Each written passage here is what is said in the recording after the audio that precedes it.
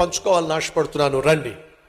ఆత్మీయురాలు 2వ రాజుల గ్రంథము 4వ అధ్యాయము 8వ వచనము.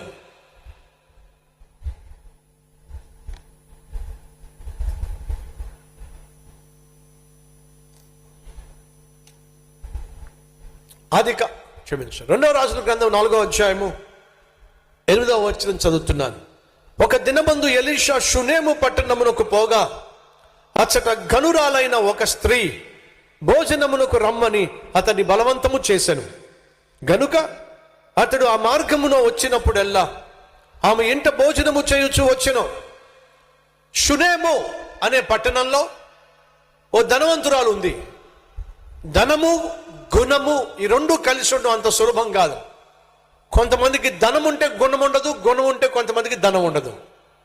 కానీ ధనము గుణము కలిగినటువంటి వాళ్ళు రేరుగా కనిపిస్తారు, అరుదుగా కనిపిస్తారు. అరుదైనటువంటి అద్భుతమైన ఆత్మీయ ఆణిముత్యం ఈ ఆత్మీయురాలు. షునేం అనే ప్రాంతానికి ఎలీషా వెళుతూ ఉండేవాడు, సేవ చేస్తూ ఉండేవాడు, ప్రయాసపడుతూ ఉండేవాడు, ప్రసంగాలు చేస్తూ ఉండేవాడు, ప్రభు పరిచర్య చేస్తూ ఉండేవాడు. ఆ పరిచర్యను బహు జాగ్రత్తగా ఈ షునేమీరాలు గమనించింది. ఇతడు నిజమైన దైవజనుడు, దేవుని యందు భయభక్తులు కలిగిన వాడు. ఇటువంటి సేవకుని మనం ప్రోత్సహించాలి, ఇటువంటి సేవకుని మనం ప్రేమించాలి, ఇటువంటి సేవకుని మనం పోషించాలి అనే ఆలోచన తనలో వచ్చింది. సో ఈ ఆత్మీయురాలు తనను దేవుడు దీవించాడు, కారణం ఏమిటంటే నేను దీవెనకరంగా జీవించాలి అనే తాత్పర్యం కలిగి, ఎలా నేను దీవెనకరంగా జీవించవచ్చు, ఈ సేవకునికి చేస్తున్న సేవకు ఎలా నేను దీవెనకరంగా ఉండొచ్చు ఆలోచన చేసింది. మొదటిగా ఎలీషాను కలిసి, అయ్యా మా ఇంటికి వచ్చి భోంచేయండి. ఎలీషా ఒప్పుకోలా. మళ్ళీ వెళ్ళింది, అయ్యా మా ఇంటికి వచ్చి భోంచేయండి, మేము సంతోషిస్తాం. అమ్మా నాకు కుదరదమ్మా, నేను రాలేనమ్మా, నన్ను క్షమించండి. షునేమీరాలో, అయ్యా మా ఇంటికి వచ్చి భోంచేసి వెళ్ళాయా, మా ఇంటికి వచ్చి భోంచేసి వెళ్ళాయా. బలవంతం చేస్తే తప్ప ఎలీషా అక్కడికి వెళ్ళలేదండి. ఏముందో చూద్దాం రండి. అచ్చట గనురాలైన ఒక స్త్రీ భోజనమునకు రమ్మని అతనిని బలవంతము చేసెను. అయ్యా నీకు సహాయం చేయాలని ఆశపడుతున్నానయ్యా, ఎంత ప్రయాసపడుతున్నావు, ఎంత సేవ చేస్తున్నావు, దేవుడు నన్ను బహుగా దీవించాడు, ఏం చేసుకుంటాను ఈ దీవెనలన్నీ. నీలాంటి సేవకుణ్ణి ప్రేమించి, నీలాంటి సేవకుణ్ణి పోషిస్తే, నీలాంటి సేవను ప్రోత్సహిస్తే దేవుడు నన్ను దీవించిన దీవెనలకు అర్థం ఉంటుందయ్యా. దేవుడు నన్ను దీవించింది దీవెనలు పంచిపెట్టడానికి. అయ్యా రా మా ఇంటికి వచ్చి భోంచేయి. ఈరోజు ఇవ్వడానికి ఏడ్చేవాళ్ళు చాలామంది ఉన్నారు, పెట్టడానికి ఏడ్చేవాళ్ళు చాలామంది ఉన్నారు, పంచడానికి ఏడ్చేవాళ్ళు చాలామంది ఉన్నారు. కానీ ఆ స్త్రీని జాగ్రత్తగా గమనించండి. సేవకుణ్ణి ప్రేమించింది, సేవకుణ్ణి పోషించింది, సేవను ప్రోత్సహించింది. అలా చేయడానికి ఆమె బలవంతము చేసింది.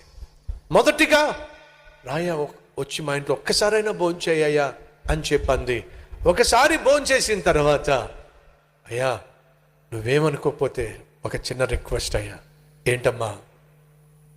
ఒకసారి భోంచేయటం కాదయ్యా, ఎంతో కష్టపడి సేవ చేస్తున్నావు, ప్రతిరోజు వచ్చి మా ఇంట్లో భోంచేసి వెళ్ళాం. దేవుడు మమ్మల్ని బహుగా దీవించింది, ఆ దీవెనలను పంచిపెట్టడానికే. నీలాంటి సేవకుడిని పోషించటం, నీలాంటి సేవను ప్రోత్సహించటం నాకు ఆశీర్వాదం. దయచేసి మా ఇంటికి వచ్చి భోంచేయి. మొదట ఏం చేసింది? ఒక్కసారి భోజనం పెట్టింది. ఆ తర్వాత అంతటితో తృప్తి పడక ఏం చేసింది? ప్రతిరోజు భోజనం పెట్టింది. అంతటితో తృప్తి పడలేదండి. తన భర్తతో మాట్లాడి, అయ్యా మన ఇంటికి వచ్చి వెళుతున్న ఆ సేవకుడున్నాడు చూసావా, ఆయన దైవభక్తి కలిగిన వాడయ్యా, నిజమైన సేవకుడయ్యా, దైవజనుడయ్యా, సేవ తప్ప మరొక ప్రపంచం తనకు లేదయ్యా, మన ఇంటిపైన ఒక గది కడదామయ్యా, ఆ గదిలో ఆయన ప్రశాంతంగా ప్రార్థన చేసుకుంటూ పరిచర్య చేయగలుగుతాడయ్యా. అంతకన్నా మనం ఏం చేయగలమయ్యా? దేవుడు మనకి ఇంత ఆస్తినిచ్చాడు. సేవకుని ప్రేమిద్దాం, సేవకుని పోషిద్దాం, సేవకుని ప్రోత్సహిద్దామయ్యా. భర్త సరే అన్నాడు. వెంటనే షునేమీరాలు తన ఇంటి పైన ఏం చేసిందో తెలుసా? ఒక గది కట్టింది. చూడండి ఏం చేసిందో. 9వ వచనం, మన యొద్దకు వచ్చుచూ పోవుచున్నాడు, అతను భక్తి గల దైవజనుడు అని నాకు తెలుసు. కావున మనం అతనికి గోడ మీద ఒక చిన్న గది కట్టించి అందులో అతని కొరకు మంచము, బల్ల, పీఠ, దీపము, స్తంభమును ఉంచుదము. అతడు మన యొద్దకు వచ్చున్నప్పుడల్లా అందులో బస చేయవచ్చును అని చెప్పాను. ఎంత అద్భుతం అండి. మొదటేమో ఒక పూట భోజనం అంది, తృప్తి పడల. ఇంతగా దేవుడు నన్ను దీవిస్తే ఒక పూట భోజనం ఏమిటి? ప్రతిరోజు భోజనం పెట్టాలి. ప్రతిరోజు భోజనం పెట్టి అంతటితో ఇంతగా దేవుడు నన్ను దీవిస్తే భోజనం పెట్టేలా కాముగా ఉంటాను. కుదరదు. అతనికి ఒక బసను ఏర్పాటు చేయాలి అని చెప్పి తన కోసం ఒక గది నిర్మించింది, ఒక మంచం ఏర్పాటు చేసింది, ఒక టేబుల్ ఏర్పాటు చేసింది, ఒక ల్యాంప్ ఏర్పాటు చేసింది, కూర్చోడానికి ఒక పీట ఏర్పాటు చేసింది. అతనికి ఏ లోటు లేకుండా చూసుకుంది. సరే, ఇదంతా చేసిన తర్వాత దేవుని సేవకుని ప్రేమించిన, దేవుని సేవను ప్రోత్సహించిన, పోషించిన దేవుడు వాళ్ళను మర్చిపోతాడంటారా? ఛాన్సే లేదు. ఎలీషా తాను పొందుకున్న ఈ ఆశీర్వాదాలన్నీ చూసిన తర్వాత తన సేవకుడిని పంపించి, వెళ్ళి కనుక్కో, తనకేదైనా కష్టం ఉందేమో, ఏదైనా అవసరం ఉందేమో, మనం ప్రార్థన చేద్దాం, అది మన బాధ్యత అని చెప్పి కనుక్కోమంటే వెళ్ళి గెహజీ సేవకుడు కనుక్కుంటున్నాడు. అమ్మా, ఏదైనా మీకు అవసరం ఉందా? ప్రవక్త కనుక్కోమన్నాడమ్మా. మౌనం. ఏంటమ్మా మౌనంగా ఉన్నారు? కళ్ళల్లోంచి నీళ్ళు వస్తున్నాయి. ఏంటమ్మా కళ్ళల్లోంచి నీళ్ళు? ఎందుకు ఏడుస్తున్నారు? దేవుడు మాకు అన్నీ ఇచ్చాడు, ఆస్తిపాస్తులు ఇచ్చాడు, అధికారాన్ని ఇచ్చాడు, అన్నీ ఇచ్చాడు. కానీ మాకు పిల్లలు లేరు. పైపెచ్చు నా భర్త ముసలివాడైపోయాడు, ఇక పిల్లలు పుడతారనే నమ్మకం కూడా మాకు లేదు. ఆలోచించిన ప్రతిసారి నా గుండె తరుక్కుపోతూ ఉంటుంది. అయినా దేవుడు ఇచ్చినటువంటి ఆశీర్వాదాలను చూసుకుంటూ సంతోషంగా జీవించేస్తున్నాను. పర్వాలేదులేండి, ఇట్స్ ఓకే పంపించేసింది. గెహజీ వచ్చి, నాయనా వెళ్ళి కనుక్కున్నాను, చాలా సంవత్సరాల నుంచి వారి జీవితంలో, వారి కుటుంబంలో ఒక తీరని సమస్య ఉంది. ఏమిటా సమస్య? పిల్లలు లేరట. అవునా? ఒకసారి ఆమెను పిలువు. ఆమె వచ్చింది. ఆ ఇంటి ఇల్లాలు వచ్చింది. ఆ ఇంటి ఇల్లాలు వచ్చి ప్రవక్త పిలిస్తే ఆ గదిలోకి వచ్చి పక్కన నిలబడి పిలిచారంట అని అనల. పక్కనే పీట ఉంటే పీట మీద కూర్చొని పిలిచారంట అనల. మంచం వాళ్ళదే కదండి. ఆయన మంచం మీద కూర్చుంటే పక్కనే కూర్చొని అయ్యా మీరు పిలిచారంట అనల. ఆయన దైవజనుడు, సేవకుడు. ఆయన గదిలో కూడా అడుగు పెట్టే సాహసము చేయలేదండి. చేయలా. గది బయట నిలబడింది. చూడండి ఏముందో. 15వ వచనము, అందుకు అతడు ఆమెను పిలువమనగా వాడు ఆమెను పిలిచెను. ఆమె వచ్చి ద్వారమున నిలిచి, ఎక్కడ? గుమ్మం బయటే. సేవకులను ప్రేమించడం తప్పు కాదు, కానీ సేవకులతో చనువుగా ఉండాలని మాత్రం ప్రయత్నము చేయకండి. కొన్ని చోట్ల సేవకులకు సిస్టర్సే వడ్డిస్తూ ఉంటారు. తప్పేం కాదు వడ్డించటం, తప్పు అని చెప్పి నేను అంటలేదు. అడిగి మరి వడ్డిస్తారు, అడిగి మరి వడ్డిస్తారు. కానీ ఎన్నో చోట్ల ఈ విధంగా వడ్డించటం, చనువుగా ఉండటం, ఆ తర్వాత వచ్చి ఆ సేవకుని కాళ్ళు పట్టడం, ఆ తర్వాత వచ్చి ఆ సేవకునికి సకల పరిచర్యలు చేయటం, ఆ తర్వాత ఆ సేవకునితో పాపం చేయటం, ఇలాంటి సందర్భాలు చాలా ఉన్నాయి. ఈ షునేమీరాలో సేవకుడు సేవ సాక్ష్యము చాలా గొప్పది. దానికి ఏమాత్రము ప్రమాదము నేను కలిగించే ప్రసక్తి లేదు. కాబట్టి ఏం చేసింది, సేవకుని గది బయటే ఉండి అయ్యా పిలిచారట. ఒకరోజు మన సేవకులు ఒక చోట మీటింగ్ ఏర్పాటు చేసినప్పుడు ఒక సేవకుడిని కలవాలని చెప్పి వెళితే ఆ సేవకుడు గదిలో ఉన్నాడు. తలుపు కొంచెం తీసుంది. చనువుతో పాస్టర్ గారు అని చెప్పి లోపలికి వెళితే ఇద్దరు సహోదరులు, ఒకరేమో ప్లేట్ పట్టుకుంటే ఇంకొకళ్ళేమో చక్కగా కలిపి ముద్దలు పెడతా ఉన్నారు. ఈ సహోదరుడు చూసి, ఇది సరైన సేవకుని యొక్క విధానం?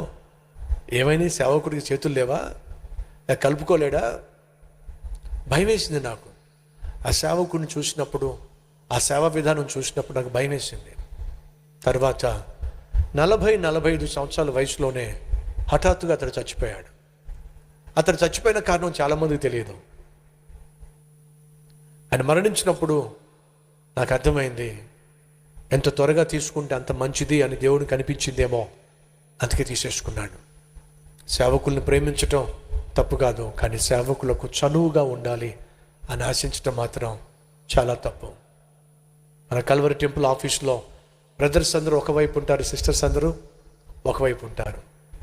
ఇన్ని సంవత్సరాల చరిత్రలో ఏ రోజు కూడా ఏ స్త్రీ నా రూమ్లో కానీ నేనుంటున్న పరిసరాలకు కానీ ఎంటర్ కూడా చేయనివ్వలేదు.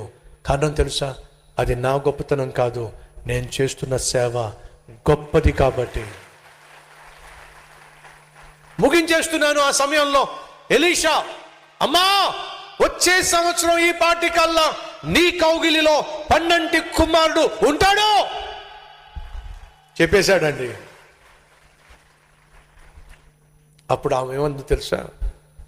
అయ్యా ఒక్క నిమిషం, నువ్వేదో నన్ను ఆశీర్వదిస్తావని, నీకు సహాయం చేయటం వల్ల దేవుడు నన్ను కనికరించి కుమారుడిని ఇస్తాడని 1% కూడా నాకు ఆలోచన లేదయ్యా.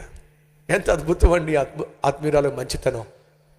నేను నిన్ను పోషిస్తున్నా, ఇల్లు నిర్మించిన, భోజనం పెడుతున్నా, సేవకు సహాయం అందిస్తున్నా, అది నా భాగ్యంగా ఎంచాను.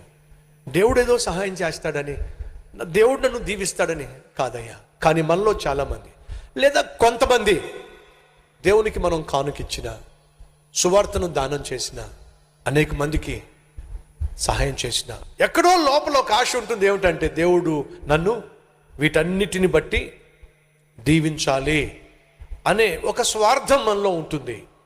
కానీ ఆమె అంటుంది, అయ్యా ఒక నిమిషం ఆగు, దయచేసి ఆ మాట అనొద్దు. ఏమంటుంది? ఆ మాట అనొద్దు.